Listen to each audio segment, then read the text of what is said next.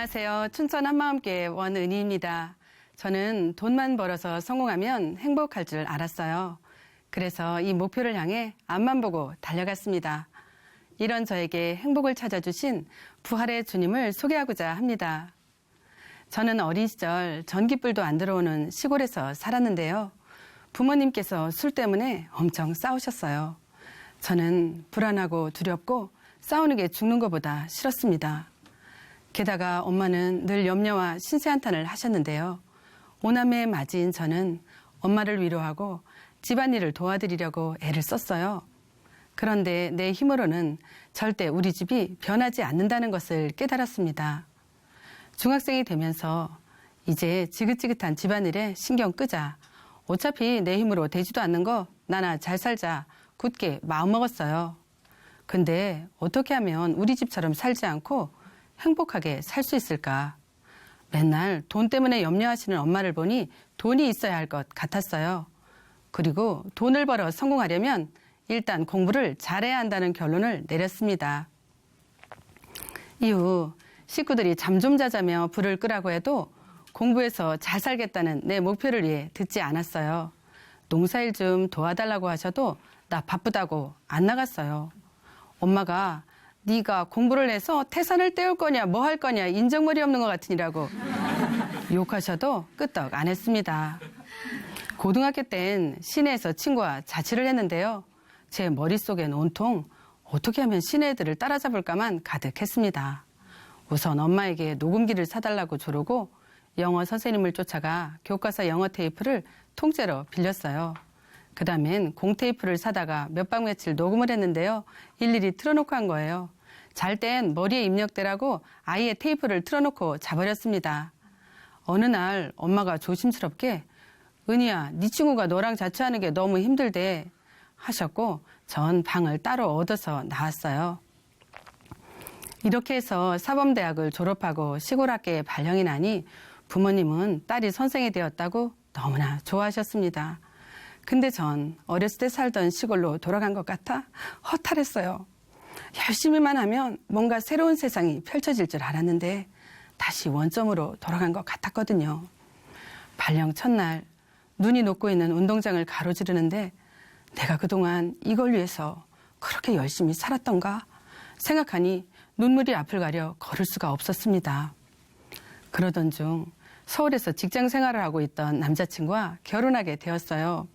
엄마는 돈 좀 벌어서 동생들 뒷바라지도 하고 천천히 좋은 사람 만나서 가라고 하셨지만 전 졸업한 지 채 1년도 안 되어 결혼했어요. 나한테 잘해주고 성공에 대한 집념이 강한 이 사람만 따라가면 내 꿈이 이루어질 것 같아서였습니다. 우여곡절 끝에 남편은 서울에서 회사를 차렸고 틈틈이 돕던 저도 결국 학교에 사표를 냈어요. 함께 회사 이름과 로고를 만들며 서울에서 성공하자, 서울에서 반드시 자리를 잡자 약속했어요. 아무것도 없는 빈 사무실에 돗자리를 깔고 앉아 첫 전화를 받았던 기억이 나요. 우리 회사는 기계 부품을 취급했는데요. 거래처를 뚫으려고 밤에 자다가도 눈만 뜨이면 새벽 2시고 3시고 자는 애를 들쳐업고 사무실로 달려갔어요. 둘째를 낳았을 때는 열흘 만에 일을 하러 나갔고 곧이어 외국 출장도 갔다 왔습니다. 몸에 붓기도 빠지지 않았는데 비행기를 10시간 이상 타야 하니 너무 힘들었어요. 그러나 회사만 잘 되면 우리 집은 행복할 거라는 목표가 확실했기에 남편을 따라 앞만 보고 달려갔습니다. 나중에는 외국 근무 시간에 맞춰 밤중에도 일을 했는데요. 밤새도록 오고 간 서류 덕분에 크고 작은 오다들을 손에 쥐기도 했어요. 그리고 잠시 눈을 붙였다가 낮에는 국내 일을 했고요. 그때 제 소원은 병원에 입원하는 거였는데요. 그래야 쉴 틈을 좀 얻을 수 있을 것 같아서였습니다. 그리고 저는 금전출납부를 대학 때부터 거의 10년 이상 100원짜리 껌 한 통까지 기록했어요. 그러다 보니 과일 하나 사 먹는 것도 돈이 아깝더라고요. 저희가 가락시장 근처에 산 적이 있는데요. 시장에는 경매나 도매를 하다가 버린 과일들이 여기저기 굴러다녔어요. 전 그것들을 주워다 먹었습니다. 시장에서도 싸고 흠집 있는 것을 샀고요. 그래서인지 둘째는 커서도 과일을 먹을 땐 항상 엄마 이건 썩은 거 아니지? 하더라고요. 또 막내 여동생이 신랑감을 인사시키러 온 적이 있어요. 밥은 얼른 하면 되는데 반찬이 없더라고요. 안 되겠다 싶어서 중국집에 전화를 걸어 면은 빼고 짬뽕 국물만 보내달라고 했어요.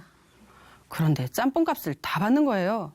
저는 아니 내가 국물만 시키지 않았냐, 그럼 국물값만 받아야지 왜 전체를 다 받냐 라고 했고, 결국 짬뽕을 다시 배달받았습니다. 이렇게 살다 보니 어느새 저희는 서울 강남에 집을 샀어요. 나도 이제 부자가 되었구나 꿈만 같았어요. 지나가는 사람들이 다 나를 알아보는 것만 같고 안 그러려고 하는데도 자꾸만 목에 힘이 들어갔습니다. 그리고 얼마 후엔 건물도 사고 회사도 안정되니 평생 먹고 살 걱정 없게 되었어요. 나도 이제 돈도 좀 쓰고 사람도 좀 만나고 아이들한테도 자상한 엄마가 되어줘야지 생각했어요. 그런데 현실은 그렇지가 않은 거예요. 회사만 잘 되면 우리 집은 행복할 줄 알았는데 언제부터인가 남편과 다투게 되고 이혼 얘기까지 나오니 저는 도대체 뭘 잘못했는지 모르겠더라고요. 남편과 행복하게 살려고 열심히 일했는데 남편과의 관계가 깨지니 더 이상 일할 의미도 찾지 못했어요. 그래서 혹시 우리 집 가구 배치가 잘못돼서 그런가 하며 가구들을 이리저리 옮겼어요. 또 혹시 전원주택에서 살면 마음이 좀 편해질까 하여 휴일만 되면 여기저기 땅이나 집을 보러 다녔어요. 두꺼운 지도책도 여러 권 사고 집원도도 따로 샀어요. 급기야 풍수지리에 관한 책도 수십 권을 샀습니다. 하루는 남편이 더 이상 안 되겠다 싶은지 다시는 이런 책 보지 말라며 책을 북북 찢어버리더라고요. 하도 답답해서 점도 봤어요. 뿐만 아니라 혹시 내가 부족해서 그런가 하며 내 성격과 말투를 고치려고 상담을 받았는데 거의 5년을 받았습니다. 나중에는 이젠 가지 말아야지 하면서도 안 가면 불안해지고 또 무슨 일만 생기면 상담실로 달려가는 나 자신을 보며 난 이제 죽을 때까지 상담을 끊을 수 없겠구나. 누군가에게 뭘 묻지 않으면 아무것도 할 수 없구나. 내가 의지 박약한 사람이 된 것 같아 비참했습니다. 행복은 결코 돈으로 살 수 없다는 걸 뼈저리게 깨달았어요.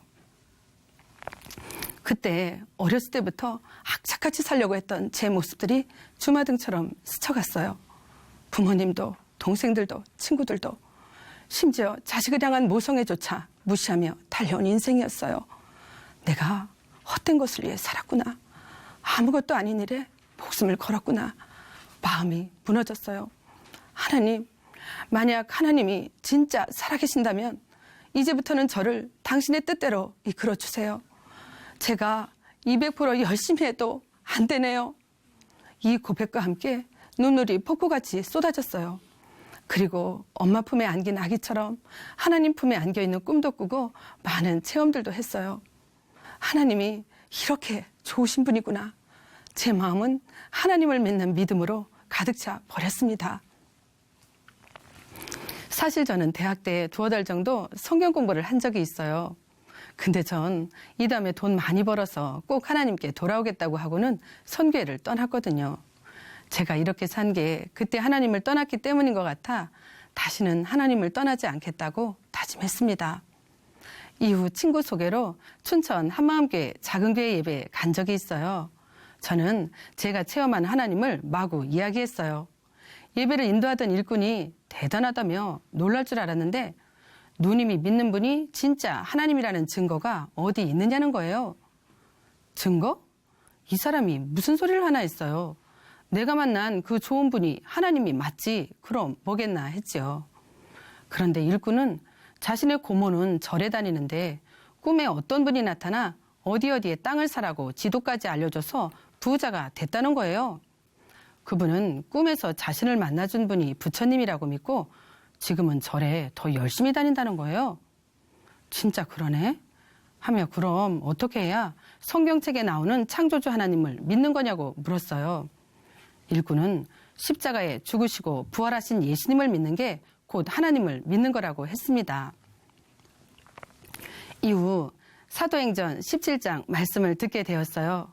하나님께서는 정하신 사람으로 하여금 천하를 공의로 심판할 날을 작정하시고 그를 죽은 자 가운데서 다시 살리신 것으로 모든 사람에게 믿을 만한 증거를 주셨다는 말씀이었어요.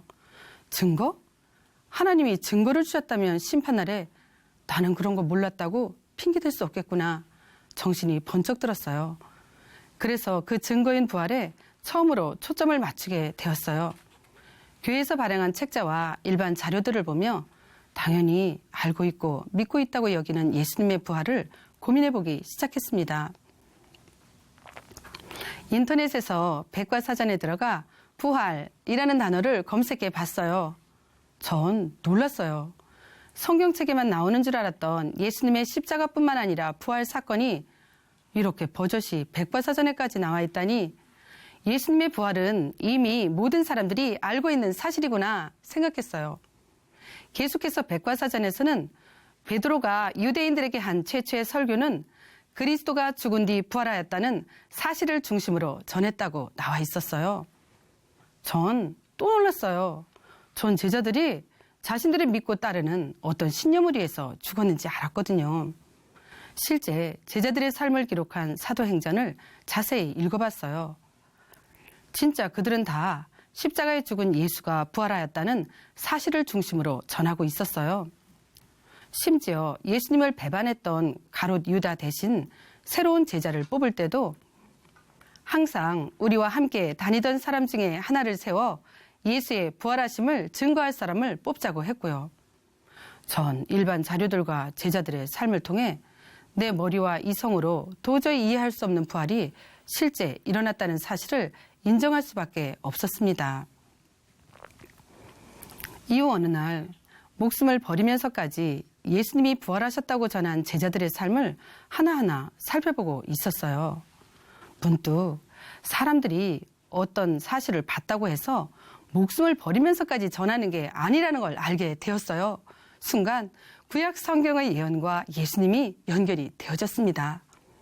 전능하신 하나님이 사람으로 태어나셔서 우리의 죄를 위해 죽으시고 부활하신다는 것이 성경에 미리 예언되어 있었기에 부활하신 예수님이 누구신지를 안 제자들이 생명을 아끼지 않았던 거였구나.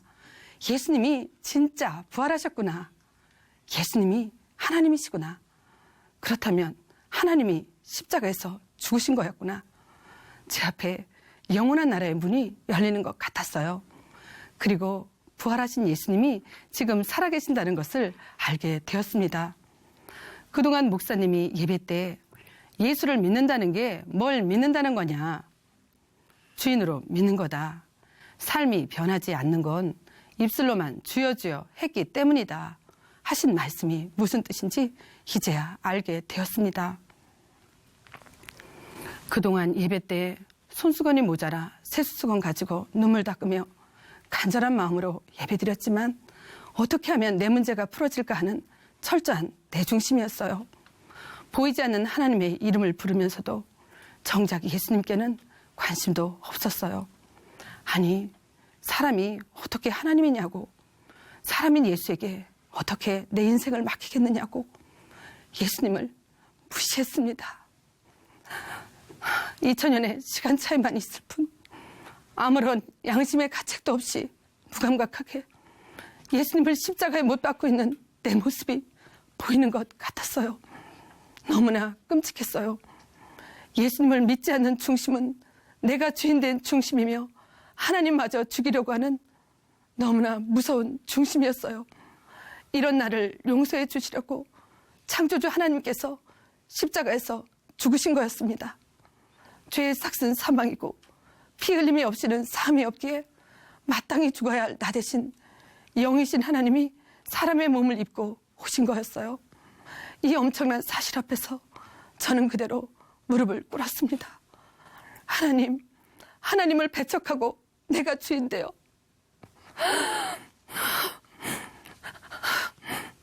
하나님의 원수가 된 저에게 독생자 아들을 십자가에 내어주시고 죽은 자 가운데서 다시 살리셔서 우리의 주와 그리스도가 되게 하셨는데도 여전히 그 아들마저 배척하고 내가 주인되어 산 이 악한 죄인을 용서해 주세요. 십자가에 죽으시고 부활하신 예수님은 나의 주인이십니다. 저는 하나님께 중심으로 고백했습니다.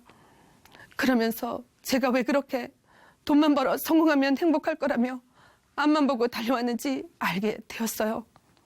예수님이 내 인생의 주인, 내 물질의 주인, 나의 모든 인간관계의 주인이신데 내가 주인 되어 용쓰고 애쓰며 살았던 거였어요. 그동안 내 삶이 힘들었던 게 부모님이 싸우셔서도 아니고 돈이 없어서도 아니고 남편 때문도 아니고 내가 부족해서도 아니고 예수님이 나의 주인이심을 믿지 않았기 때문이라는 걸 알게 되니 지금도 이 근원적인 죄를 몰라서 힘들게 살고 있는 사람들의 얼굴이 떠올랐어요. 그리고 그들에게 이 복음을 전해주기 원하시는 하나님의 간절한 마음을 알게 되었습니다.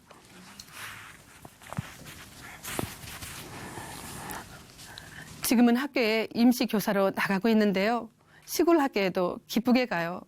특히 저처럼 힘들게 살고 있는 아이들을 보면 그들이 부활의 주 예수님만 만나면 모든 문제가 해결되고 세상에서 가장 행복한 사람이 된다는 걸 알게 되니 어떤 아이라도 기대를 가지고 가르치게 됩니다. 친정 부모님께서는 저를 오랫동안 지켜보시더니 예수님을 영접하셨어요. 여군인 동생도 예전엔 언니가 친정에 오면 자기 할 말만 하고는 누구는 얼마 내고 누구는 얼마 내라고 돈을 분배해 준 뒤 휙 떠났다고 해요. 그런데 이제는 함께 얘기도 나누고 기쁘게 돈도 쓰니 정말 많이 변했다고 하며 마음을 열고 믿음의 동력자가 되었습니다. 한 번은 친정아버지의 생신을 맞아 가까운 친지분들을 모시고 잔치를 한 적이 있어요. 항상 나 바쁘다며 내 일에만 몰두하던 제가 앞장서니 부모님께서 너무나 좋아하셨습니다. 그리고 이 기회를 놓치면 언제 복음을 전할 수 있겠나 싶어서 찬송가를 생일 축가로 준비하고 복음의 말씀을 성경 퀴즈로 만들어서 갔어요. 믿는 분이나 믿지 않는 분이나 기쁘게 박수를 치며 찬양을 하고 퀴즈도 괄호 안에 성경대로, 증거, 주인 이런 단어들을 집어넣는 문제였는데요. 연세가 7, 80이 넘으셨는데도 저요 손을 드시며 적극적으로 동참하시는 거예요. 맞추신 분께 용돈도 드리니 어린아이처럼 좋아하셨어요. 나중에는 그동안 잘 몰랐던 가족들의 신앙 이야기도 서로 나누니 진짜 기쁨이 넘치는 생일 잔치가 되었습니다. 예수님이 나의 주인 되시니 어렸을 때부터 늘 불안하고 두렵던 마음에 평강이 임하고 수고하고 무거운 모든 짐을 내려놓게 되었어요. 제가 뭘 열심히 해서 이룬 것도 아니고 단지 부활의 증거를 통해 예수님을 믿었을 뿐인데 너무나 놀라웠어요. 드디어 제가 진짜 행복을 찾은 거예요. 지금 저는 서울 강남에 살지도 않고 직장도 임시직으로 있어요. 그러나 매일매일 교회 공동체와 함께 새벽을 깨우며 평강과 기쁨과 소망이 넘치는 최고의 삶을 살고 있습니다. 돈만 많이 벌면 행복할 줄 알았던 제가 진정 행복의 근원이신 부활의 주 예수님을 만나 복음을 전하는 사명자가 되었습니다. 저를 살려주시고 영원한 소망까지 주신 주님과 주님의 몸된 교회 공동체를 위해 저의 모든 삶을 드리겠습니다. 감사합니다.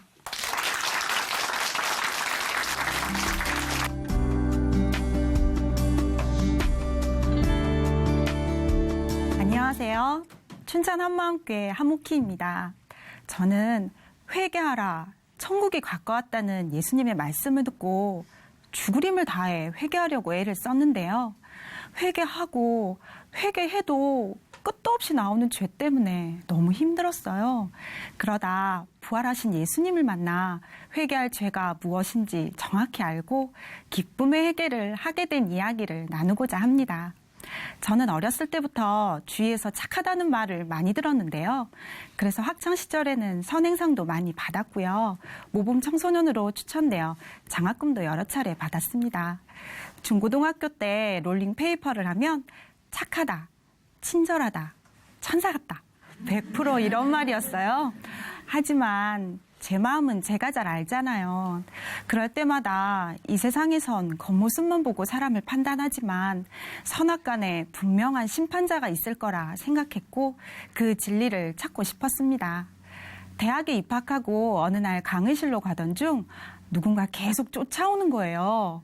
어머, 나한테 관심 있는 거야? 기대하는 마음으로 뒤돌아보니 역시나 멋진 남학생이었어요. 설레는 마음을 감추고 서 있는데 하나님에 대해 알고 싶지 않으세요? 하는 거예요. 처음엔 조금 실망했지만 제겐 솔깃한 말이었어요. 그렇게 해서 교회에 다니게 되었는데요. 목사님께서 죄에 대한 말씀을 해주셨어요. 하나님이 우리처럼 몸이 있으십니까? 하나님은 영이십니다. 우리 마음까지 모두 보시는 분이십니다. 하시는데 그 말씀이 참 시원하게 들렸어요. 아, 내가 찾던 진리가 여기 있었구나. 하나님이 바로 내가 찾던 선악간의 심판자 그분이셨습니다. 그리고 얼마 후 회개의 말씀을 듣게 되었는데요. 회개하라는 말씀은 예수님께서 직접 하신 말씀이셔서 어떻게 피해갈 도리가 없었어요. 그때부터 제 모든 초점은 회개에 맞추어졌고 회개하기 위한 전면전에 들어갔습니다. 회개라는 과제를 풀기 위해서는 죄를 해결해야 했어요. 그래서 죄 안 짓기 위해 무던히도 애를 쓰고 발버둥 쳤는데요. 제 고민은 항상 마음속에서 끝도 없이 일어나는 죄의 모습이었어요. 어느 날은 친구가 피자를 먹는데 친구는 배가 부르다면서도 계속 먹는 거예요. 제가 한 개를 채 먹기도 전에 3개째 집어들고 이어서 4개를 먹는데 뒤통수를 한 대 때려주고 싶더라고요. 야, 배부르다면서 그만 좀 먹어. 이렇게 말도 못하고 하나둘 없어지는 피자를 보면서 친구가 정말 미웠는데요. 그런 마음을 꾹꾹 눌렀습니다. 며칠 후 그 친구가 이번엔 바지가 끼인다면서 요새 왜 이렇게 자꾸 살이 찌는지 모르겠다는 거예요. 저는 속으로 나는 아는데 왜 너는 모르니? 내 피자까지 다 먹으니까 그렇지. 한심하다는 생각이 들었어요. 순간 이런 마음 가지면 안 되는데 어떡하지? 하나님이 다 보고 계신데 큰일 났다. 제 마음을 다시 꾹꾹 눌렀습니다. 그 당시 성경 말씀을 일주일에 1~2개씩 외웠는데요.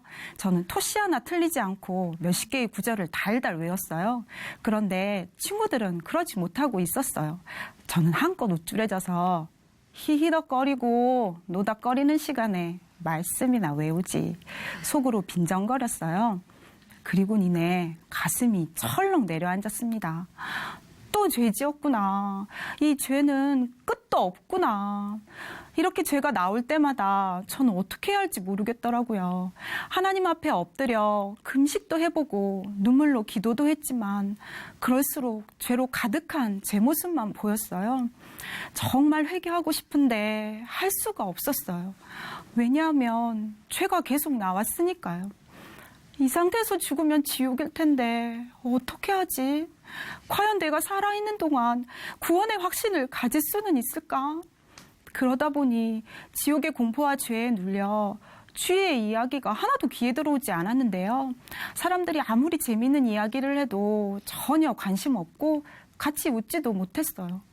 발등에 불은 떨어졌는데 어떻게 꺼야 될지 몰라 허둥대면서 내 문제에만 빠져 있다 보니 누구와도 마음을 나누지도 못했고요. 결국 탈모 증상까지 생겼는데요. 어느 아침엔 누웠던 자리를 돌아보는데 머리카락이 수북이 쌓여 있는 거예요. 거울 앞에 서서 머리는 점점 빠져가고 눈은 퀭하니 충혈된 모습을 보는데 눈물만 나오더라고요.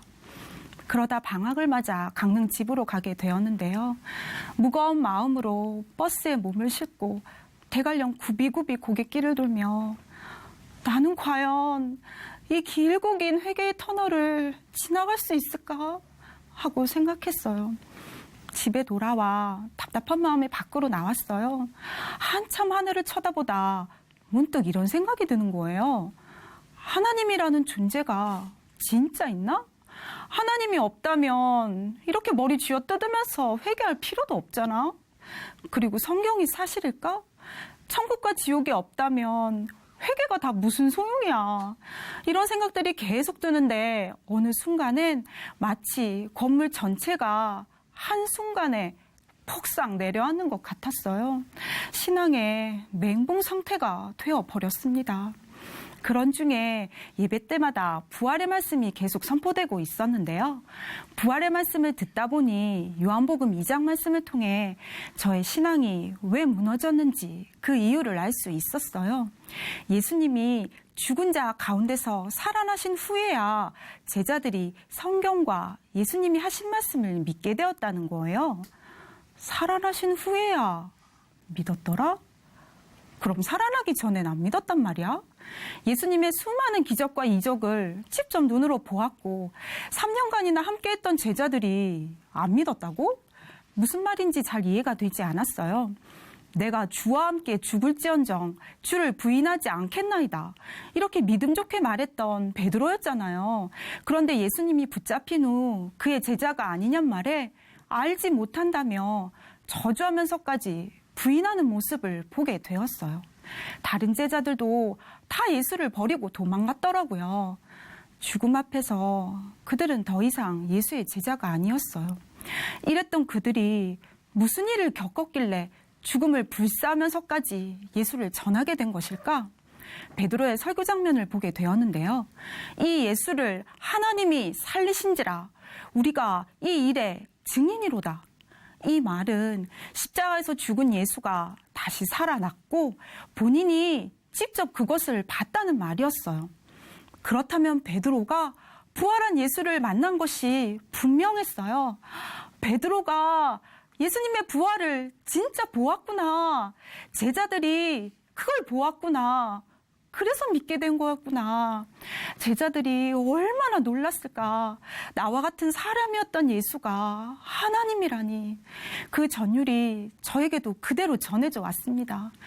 예수님이 진짜 하나님이시구나. 하나님이 진짜 이 땅에 내려오셨구나. 부활만이 예수님을 하나님으로 믿게 하는 유일한 증거였던 거예요. 내가 이 증거를 갖고 있지 않았구나. 예수님이 하나님이라는 소문만 듣고 아무런 확인도 없이 그냥 믿었던 거예요. 그래서 내가 흔들렸구나. 하나님이 살아 계신지, 천국과 지옥이 정말 있는지, 성경이 사실인지 이 모든 것이 흔들릴 때 제겐 아무런 증거가 없었어요. 오직 부활을 통해 예수님을 하나님으로 믿을 수 있고 예수님의 모든 말씀과 성경을 믿을 수 있는 것이었어요. 그제서야 요나의 표적 밖에는 보일 표적이 없다고 하신 예수님의 말씀이 아멘 되었습니다. 죽은 자 가운데서 살아나신 이것이야말로 인류 역사상 전무후무한 사건으로 이것을 통해 예수님이 성경대로 죽으시고 성경대로 부활하신 바로 그 하나님이심이 증명되는 것이었어요. 예수님의 부활이 선명해지니 놀라운 말씀이 들려왔는데요. 바로 성령님께서 책망하시는 죄가 있다는 말씀이었어요. 뭐라고? 두 눈이 번쩍 뜨이더라고요. 그동안 회개하려고 그토록 몸부림쳤었는데 정작 하나님이 말씀하시는 죄가 무엇인지 어떤 죄를 회개해야 하는지 모르고 있었던 거예요. 죄에 대하여라 함은 저희가 나를 믿지 아니하며 이 요한복음 16장 9절의 말씀을 반복해서 읽고 또 읽는데 마음속에서 탄성이 터져나왔어요. 아, 이거였어. 부활하신 예수님을 믿지 않는 죄가 이것이었어. 회개할 죄가 무엇인지 정확히 보이는 순간이었어요. 하나님께서 회개하길 원하시는 근원적인 죄는 다른 것이 아니라 부활하여 지금 살아계신 예수님을 믿지 않는 죄, 이것이었던 거예요. 나에게서 나오는 죄를 해결해 보려고 온통 시선이 나에게만 고정되어 있었는데요. 드디어 부활하신 예수님을 바라보게 되었습니다. 막힌 속이 뻥 뚫리는 것 같았어요. 나를 그토록 짓눌렀던 회개의 말씀이 기쁨의 말씀이 되는 순간이었어요. 이 날을 절대 잊을 수 없습니다. 그러면서 그동안 나에게 예수님의 자리가 있었나 생각해 보았어요. 예수님, 저를 위해 피 흘리시고 십자가에서 죽기까지 모두 주셔서 감사합니다. 예수님은 이미 다 이루셨으니 거기 앉아 계세요. 이제 제 차례예요. 제가 열심히 회개할 차례예요. 이러면서 스스로 깨끗해져 보겠다고, 말씀대로 살아보겠다고 용을 쓰고 있었어요. 정작 예수님의 자리에 앉아서 모든 것을 꽉 틀어잡고 있었던 내 모습들이 하나둘씩 떠올랐어요. 내 몸, 내 가족, 내 직장이었고 나의 삶, 나의 인생, 나의 미래였습니다. 모든 중심에 내가 있었고 나를 위하여 살았어요. 그리고 그것은 고스란히 내가 해결해야 할 나의 문제들이었어요. 왜냐하면 다 내 것이었으니까요. 그제서야 내가 예수님과 아무런 상관이 없었다는 걸 깨닫게 되었어요. 눈물로 기도하는데 그동안 수없이 들어왔던 로마서 14장 말씀이 생각났어요. 이를 위하여 그리스도께서 죽었다가 다시 살으셨으니 곧 죽은 자와 산 자의 주가 되려 하심이니라. 죽은 자와 산 자의 주가 되려. 나의 영원한 주인이 되시기 위해서 예수님께서 부활하셨구나. 내가 뭐라고 하나님이 나의 주인이 되시겠다고 하시나. 내가 뭐라고 나와 더불어 먹고 마시며 깨든지 자든지 나와 함께 살고 싶다고 하시나. 제가 정말 하나님께 원했던 건 빨리빨리 회개해서 빨리빨리 구원 얻는 거였어요.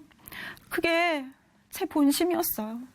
그런데 예수님은 왜 회개하라고 하시고 왜 나의 주인이 되고 싶어 하시는지, 나에게 바라는 게 진짜 무엇일까 처음으로 생각해보게 되었어요. 그때 함께라는 단어가 다시 제 눈에 들어왔습니다. 나와 영원히 함께하고 싶어 하시는구나. 함께 사랑을 나누고 싶으신 거구나. 제 마음이 그냥 녹아져 버렸습니다. 저는 십자가를 과거의 일로 생각해서 거기서 하나님 사랑의 마침표를 찍고 있었는데요. 하나님이 자신의 목숨을 줄 만큼 그렇게 영원히 나를 사랑하신다는 것을 알게 되었어요. 나를 사랑하셔서 십자가에서 죽으셨고, 나를 사랑하셔서 부활하시고 나의 주인이 되신 거예요. 나를 살리셔서 나의 영원한 주인이 되어주신 거였어요. 그때 십자가에서 예수님이 죽고 대신 내가 산 것이 보였어요.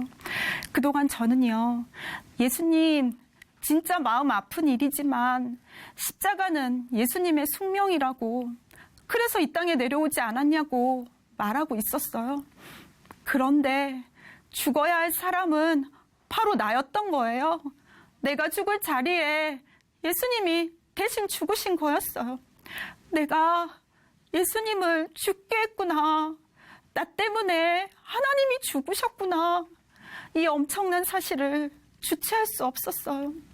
나를 위해 죽은 예수님, 나의 주가 되신 예수님을 내가 버렸으니 이 죄를 어떻게 하나 통해가 되었습니다. 하나님, 예수님 믿지 않은 죄가 이렇게 무서운지 몰랐습니다. 하나님의 아들을 내가 못 박았고 내 마음에서 버렸습니다. 잘못했습니다. 하나님, 이 죄인을 용서해 주세요. 저는 오랜 시간 예수님을 무시하며 나밖에 모르고 살아왔던 죄를 회개하고 기쁘게 예수님을 나의 주인으로 영접하게 되었습니다. 아멘. 예수님을 영접하는 순간에 예수님에게 완전히 접붙임 바 되었다는 말씀을 듣고 너무나 감사했어요. 정말 하나가 된 것이더라고요. 하나님이 내 안에 있다니, 내가 하나님 안에 있다니 세상에 부러울 것이 하나도 없었어요. 그리고 비로소 예수님이 이루신 모든 일이 나의 것으로 실제가 되었어요. 예수님이 죽으실 때 주렁주렁 죄 열매들이 끝도 없이 나오던 내 사람도 같이 죽었고, 예수님이 부활하실 때 나도 함께 새 피조물로 다시 태어난 것이 보였어요. 나의 모든 죄가 예수님의 피로 드려진 영원한 제사로 다 사해졌음도 보였어요. 그리스도 안에서 다 끝났구나. 심판도 정죄도 이제 나에게 없구나. 그토록 벗어나고 싶었던 죄에서 드디어 자유하게 되었습니다. 이런 날이 내게 오다니. 예수님과 하나 된 영원히 온전하고 깨끗한 내 영혼을 보니 너무나 감격스러웠습니다.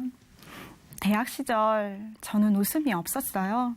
지옥의 공포 가운데 죄들을 해결하려 고민하다 보니 어떤 것도 우습지도 웃기지도 않았거든요. 그런데 이제는 천국의 주인 예수님이 나의 주인이시니 마음껏 웃어요. 지금도 죄를 짓냐고요. 안타깝지만 지금도 죄가 나와요. 한 번은 여럿이서 닭갈비를 먹으러 갔는데요. 밥 먹는 속도가 느렸던 저는 얼마 먹지도 못했는데 벌써 다 먹고 닭껍질만 남아있는 거예요. 그걸 먹고 있는데 옆에서 오키가 닭껍질을 엄청 좋아하는구나 하며 버리려던 닭껍질을 모아서 저에게 수북이 쌓아주는 거예요. 보기만 해도 니글니글했어요. 남의 속도 모르고 진짜 원망과 미움의 마음이 올라왔어요.